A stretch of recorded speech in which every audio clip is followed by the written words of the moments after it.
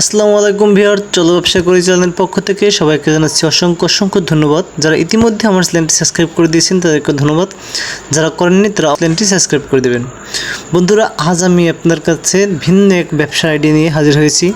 আপনারা কিন্তু চাইলে বাড়িতে বসে আপনারা যেখানে বাস করেন সেখানে বসে এই ব্যবসাটা করতে পারেন এবং কিন্তু আপনারা অনলাইনে বসেও ব্যবসাটা করতে পারেন। তো বন্ধুরা, আজ আপনারা দেখতে পাচ্ছেন এই ভাই নারিকেল, নকুলদানা মানে চিনি, নারিকেল এর সংমিশ্রণে আরও বিভিন্ন কিছু তৈরি করতেছে এবং বাদাম দিয়ে বিভিন্ন একটি উপকরণ তৈরি করে কিন্তু বিক্রি করতেছে এবং এটা কিন্তু ব্যাপক চাহিদা রয়েছে বাজারে।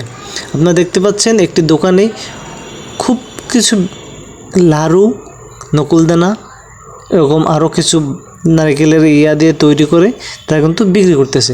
তো বন্ধুরা, এটি তৈরি করতে কিন্তু শুধু নারকেল এবং চিনির প্রয়োজন হয় এবং বাদামের।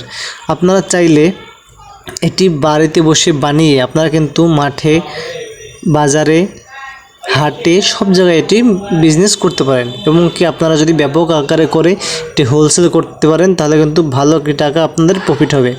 একটি নাড়ু মাত্র 5 টাকায় বিক্রি করা হচ্ছে।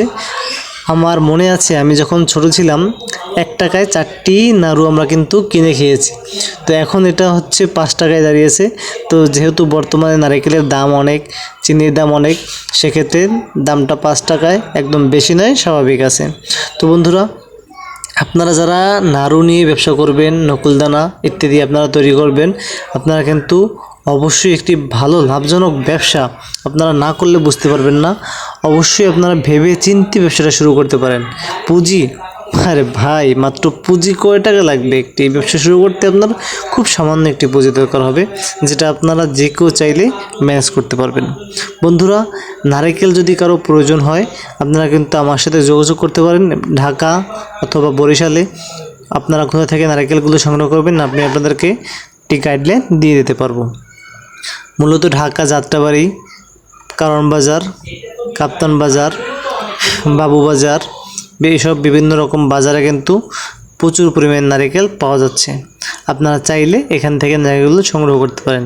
এছাড়া যাদের বাড়ি বরিশাল, তারা কিন্তু বরিশালে অত্যন্ত জনপ্রিয় হচ্ছে নারকেল স্বরূপকাঠি এলাকা এবং বানরিপাড়া, স্বরূপকাঠি, পিরিজপুর, এখান থেকে কিন্তু আপনারা চাইলে এই নারকেলগুলো ক্রয় করতে পারেন।